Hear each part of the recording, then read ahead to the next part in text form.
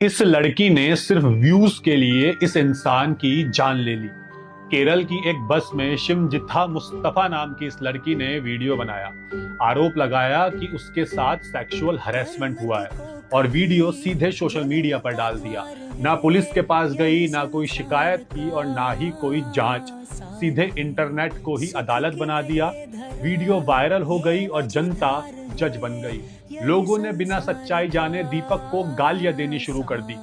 चरित्र हत्या, बेइज्जती, डर और मानसिक दबाव के कारण दीपक ने खुद की जान ले ली। लेकिन जरा सोचो, अगर सच में सेक्सुअल हरेसमेंट हो रहा था बस में, तो ये लड़की वीडियो में इतने कॉन्फिडेंस से स्माइल क्यों कर रही थी? डर में इंसान कांपता है, कैमरे के आगे अच्छा सा पोज नहीं देता।